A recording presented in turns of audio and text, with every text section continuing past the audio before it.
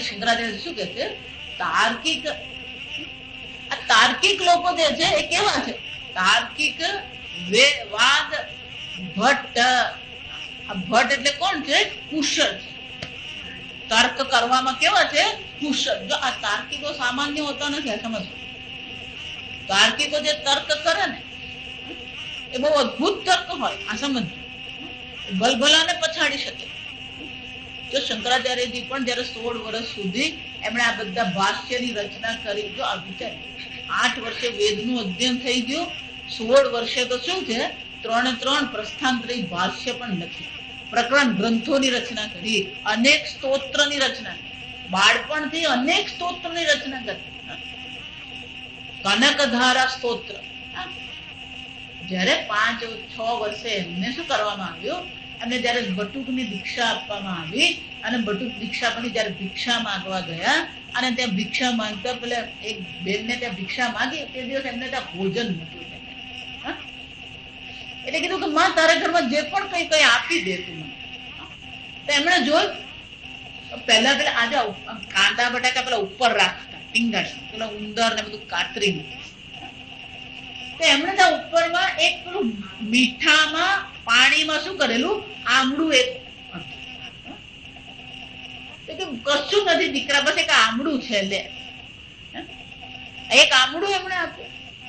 શંકરાચાર્યજી એ ત્યારે બટુક હતા, સ્વીકારી લીધું. અને પછી એમણે શું કર્યું, માં લક્ષ્મીને શું કરી, પ્રાર્થના કરી, કનકધારા સ્તોત્ર ને કરી. અને શું થયું, સોનાના આંબળાની વર્ષા થઈ. એટલા માટે ચમત્કારમાં રસ હોય તો શંકરાચાર્યજીનું જીવન ચરિત્ર વાંચે ને તો જેટલા ચમત્કાર જોવા મળે ને એટલા આજકાલના કોઈ મહાત્મામાં ચમત્કાર નથી. આ સમજ. આપણે જેને ખરેખર ચમત્કાર કહીએ ને તો આ છે. અનેક પ્રકારના સ્તોત્રની રચના, એ દરેક સ્તોત્રની રચનાની પાછળ કોઈક ને કોઈક શું છે, કથા રહેલી છે. એ વાંચીએ આપણે, સમજીએ આપણે.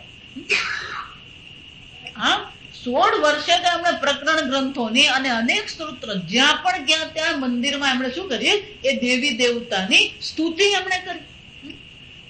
અન્નપૂર્ણા સ્તોત્ર જુઓ, મહિષાસુર મર્દિની સ્તોત્ર જુઓ.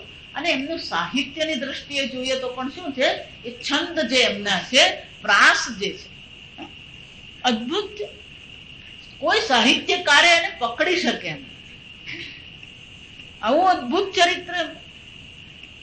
પણ જયારે 16 વર્ષે એમને ભાષ્યની રચનાને પૂર્ણાહુતિ થઈ, બ્રહ્મસૂત્રની રચના થઈ ગઈ, એમને આજ્ઞા કરવામાં આવી કે આ વેદ અને વેદાંત જે છે, વેદનો યોગ્ય અર્થ લોકોને સમજાવવું અને વેદાંતની સ્થાપના કરવા માટે એમણે 3 વાર સંપૂર્ણ ભારતની શું કરી છે, યાત્રા. અને તો તે વખતનું સંપૂર્ણ ભારત એટલે અફઘાનિસ્તાન સુધી પહોંચ્યા હતા, અને આ બાજુ જાવા સુમાત્રા સુધી પહોંચ્યા. સમજો, આ સંપૂર્ણ ભારતમાં એમણે શું કર્યું, 3 વાર યાત્રા કરી. યાત્રા કરી એટલું જ નહીં, અનેક તાર્કિકો જે હતા એ તાર્કિકોને એમણે ચેલેન્જ કર્યા. અરે બધાને શું કર્યું, તર્કથી હરાવ્યા. સમજો, એટલા માટે શ્રદ્ધા તો જરૂરી છે જ, પણ શ્રદ્ધા હોવા માત્રથી તર્કને તમારે ઉડાડી દેવાની જરૂર નથી. એટલે શંકરાચાર્યજી કહે છે કે આ વેદાંતના જે તર્કો છે, શ્રુતિ માતા જે છે, એની આગળ આ બધા કોણ છે? શંકરાચાર્યજી કહે છે તાર્કિકવાદ ભટ્ટ પ્રવેશ નાસ્તિ. અહીંયા ઘડી આ લોકોનો શું છે, પ્રવેશ જ નથી. કેમ? વેદાંત રાજ પ્રમાણ બાહુ ગુપ્ત.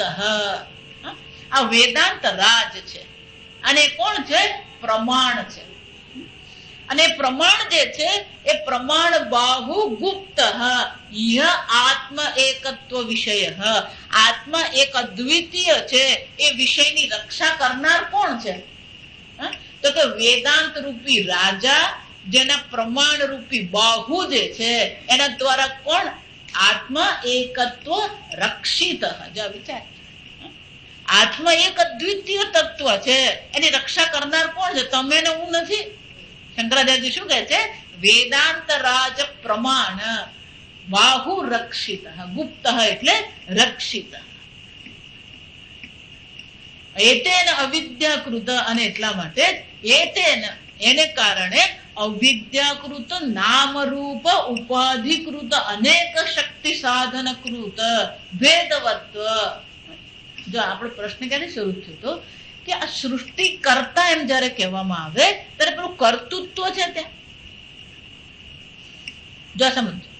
તો જો તમે એમ કહેતા હોત કે આ કર્તૃત્વ તો વિકાર છે, ભોક્તૃત્વ વિકાર છે, તો આમ 16 કલહ પુરુષ એમ તમે કહો, અને 16 કળા જે છે ક્યાંથી ઉત્પન્ન થઈ? તો કે પુરુષમાંથી, આત્મામાંથી આ 16 કળા ઉત્પન્ન થઈ, એવું જો તમે સ્વીકારો તો આત્મા કારણ છે, વિકારી છે, અને ઈશ્વર જે આ સૃષ્ટિની રચના કરનાર છે એમાં કર્તૃત્વ આવી જાય, કરતા છે.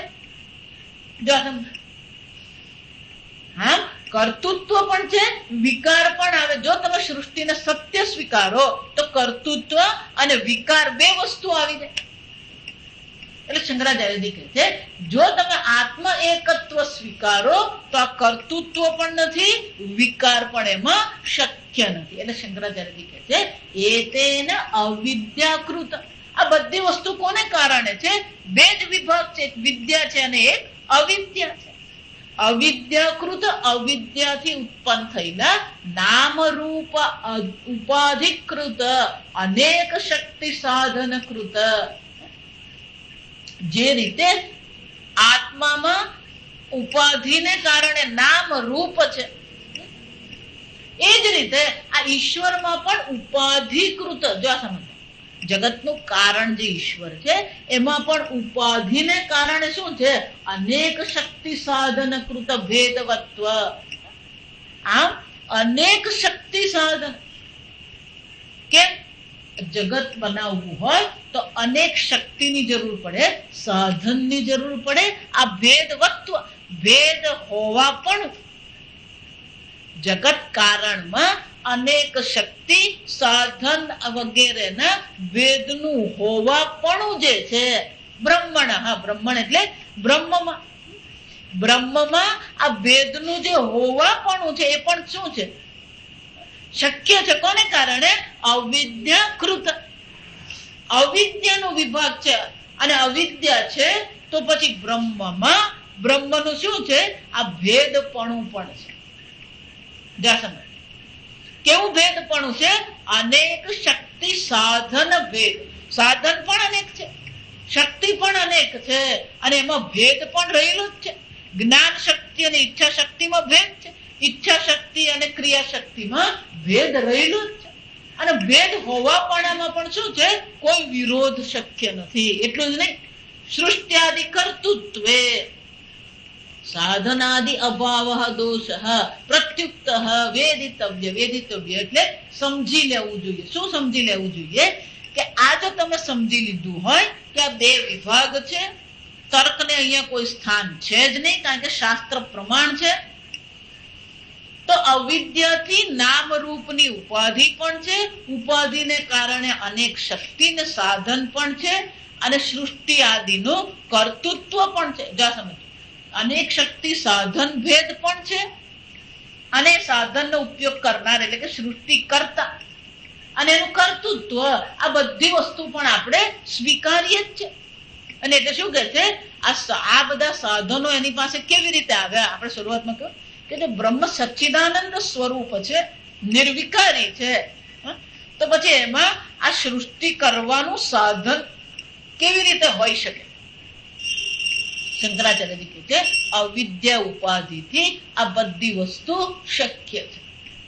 અને એટલે કે છે સાધન આદિ અભાવનો જે દોષ તમે દર્શાવી રહ્યા હતા, પ્રત્યુક્ત એનો પણ ઉત્તર અહીંયા ઘડી આવી જ ગયો.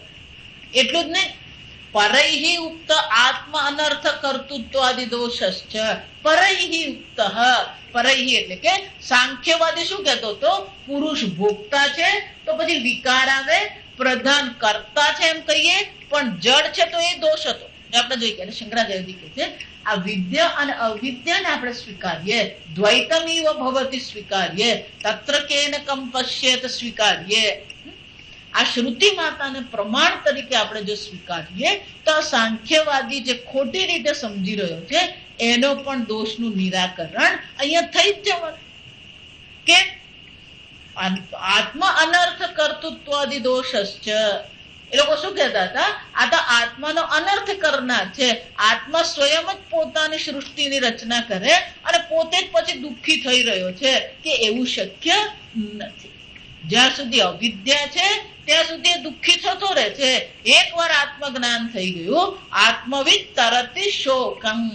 અને એટલે શંકરાચાર્યજી કહે છે આ બંનેના ઉત્તરો અહીંયા આવી ગયા. કે શરૂઆતમાં તમે એમ કીધું કે આ રચના કરનાર કોણ, રચના કરી તો રચના કરવાના સાધનોના એમાં ભેદ બુદ્ધિ હશે અને કર્તૃત્વ પણ એમાં આવશે. આ બધાનો ઉત્તર અહીંયા ઘડી મળી જ ગયો. આ બહુ સુંદર ચર્ચા. એનો શું થયો? શાસ્ત્ર પ્રમાણ છે. જ્ઞાન પછી પણ શાસ્ત્ર પ્રમાણ તો શું છે? રહેવાનું છે. કેમ? કારણ કે શાસ્ત્ર પ્રમાણ અપનાવીએ ત્યારે જ તો આપણને એક અદ્વિતીય બ્રહ્મનું જ્ઞાન થઈ શકે. જો એટલા માટે અદ્વૈત જ્ઞાન થયા પછી પણ શાસ્ત્ર ઈશ્વર અને માતા પિતા સાથે અદ્વૈત નાદ્વૈતમ, શું કે છે? નાદ્વૈતમ, અદ્વૈત કરવાનો નથી. કેમ? કારણ કે આ બધાને કારણે જ, માતા પિતાને કારણે જ મનુષ્ય શરીર મળ્યું. મનુષ્ય શરીરમાં એમણે આપણને આ જ્ઞાન આપ્યું, સંસ્કાર આપ્યા, આપણને ઉછેરીને મોટા કર્યા. પછી એક માતા પિતાને શું કહી દેવાનું? માતા પિતા તો મિથ્યા છે. એ જ રીતે ઈશ્વર કૃપાથી ગુરુની પ્રાપ્તિ થઈ, શાસ્ત્રની પ્રાપ્તિ થઈ, તો ઈશ્વર પણ શું છે? જો એટલા માટે આ સમજ નાદ્વૈતમ જ્ઞાન, અદ્વૈત જ્ઞાન થયા પછી પણ માતા પિતા, ગુરુ, ઈશ્વર, શાસ્ત્ર સાથે શું છે? અદ્વૈત ભાવ કરવાનો નથી. તમે બ્રહ્મ છે ને હું બ્રહ્મ છું, કોણ કોને પગે લાગે? એમ નહીં. સમજ. ઈશ્વર પણ સચ્ચિદાનંદ બ્રહ્મ છે, હું સચ્ચિદાનંદ બ્રહ્મ છું, ઈશ્વર મારે શું કામ પગે લાગવાનું? આવો ભાવ નહીં. સમજ. કેમ? કારણ કે એ જ માતા પિતા, એ જ ગુરુ, એ જ ઈશ્વર, એ જ શાસ્ત્રને કારણે એક અદ્વિતીય આત્માનું જ્ઞાન થયું અને એ જ્ઞાનથી મોક્ષની પ્રાપ્તિ થઈ. જો એટલા માટે આ ગુરુ કે ઈશ્વરના ઋણનું કોઈ ફેરી શકે જ નહીં આપણી ભાષામાં. ભગવાનનો જેટલો આપણા પર ઉપકાર છે ને, આપણે તો આરામથી બાપુ ઊંઘતા હોઈએ છે. ભગવાન શું કરતો રહે? હૃદય ચલવે, શ્વાસ ચલવે, પેટમાં પાચન કરે, એટલે તો ભૂખ્યા ઉઠીએ. આપણે ઉઠીએ ત્યારે પેલા વરુ જેવા ભૂખ્યા કેમ હોઈએ? આખી રાત ભગવાન શું કરે છે? આ પાચન કરીને પેટ ખાલી કરી આપે. બરોબર. આનો ઉપકાર તમે શું વાળો? આપણે તો પેલી માળા કરીએ તો એવું માનીએ જાણે ભગવાન માટે. ભગવાન માટે કોઈ માળા કરતું નથી. જો સમજો, મંદિરમાં એમ 5,000 આપે ને તો પેલા ભાઈ તકતી મૂકજે હે બાપાના નામની. ભગવાને તકતી મૂકી? જો સમજો, ઉપકારની ભાવના આપણા. જો એટલે પૂજ્ય સ્વામીજી હંમેશા કહે કોઈ કોઈના પર ઉપકાર કરતું જ નથી. આ સમજો. ઈશ્વર જેટલો આપણા પર ઉપકાર કરે છે, ગુરુ આપણા પર જેટલી કૃપા કરે છે, શાસ્ત્ર આપણા પર જેટલી કૃપા કરે છે, એની સામે આપણે શું કરી શકીએ? બધું કરેલું નકામું જ છે. સમજ. સતત એ ઉપકારની ભાવના, એને કૃતજ્ઞતા કહેવાય. એને શું કહેવાય? કૃતજ્ઞતા. એ કૃતજ્ઞતાની, નમ્રતાની ભાવના આપણામાં હોવી સતત. અને જો સમજો એક ગુરુ ને અત્યાર સુધી અનેક ગુરુઓ થઈ ગયા. એટલે પહેલી પરંપરાને આપણે પ્રણામ કેમ કરીએ છીએ? વંદે ગુરુ પરંપરા. ગીતામાં ભગવાન કહે છે, અર્જુન એમ નહીં માનતો કે આ જ્ઞાન ને આજે તને આપ્યું એટલે કંઈક નવું છે. એવમ પરંપરા પ્રાપ્તમ. અર્જુન, આ પરંપરાથી પ્રાપ્ત જ્ઞાન. અને આપણે અહીંયા બેસીને નિરાંતે પ્રશ્નો ઉપનિષદ ભણી શકીએ છીએ. એ શું પુરવાર કરે? આ પરંપરા છે. જો શંકરાચાર્યજી કહીએ, આપણે ઈશ્વર કહીએ, શંકરાચાર્યજી કહીએ, પણ ઈશ્વર ને શંકરાચાર્યની વચ્ચે અનેક ઋષિ મુનિઓ થઈ ગયા અને શંકરાચાર્યને આપણી વચ્ચે પણ શું છે? વિચાર એટલા માટે ક્યારેય કોઈ પ્રકારનો એવો ભાવ મનમાં લાવવાનો જ નહીં. મન તો બહુ આવડે છે, મન બધી સમજ પડે, કોઈ શક્યતા જ નથી. વિરદાત્માજી હંમેશા કે શંકરાચાર્યજીનું જીવન ચરિત્ર વાંચતા રહેવાનું, અહંકાર ક્યારે આવે જ નહીં. જો આ સમજ 8 વર્ષે 4 વેદનું અધ્યયન કરી નાખ્યું. આટલું પહેલું વાક્ય જ સાંભળીએ તો શું થઈ જાય? બધી હવા નીકળી જાય.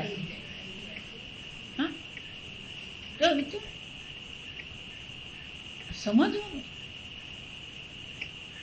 કોઈ પણ રીતે તમે જુઓ, ઈશ્વરની દ્રષ્ટિ વિચારીએ, ગુરુની દ્રષ્ટિ વિચારીએ, શાસ્ત્રની દ્રષ્ટિ વિચારીએ, તો એટલે જ આવો ભાવ રાખીએ ને તો બધી શરણાગતિની ભાવના.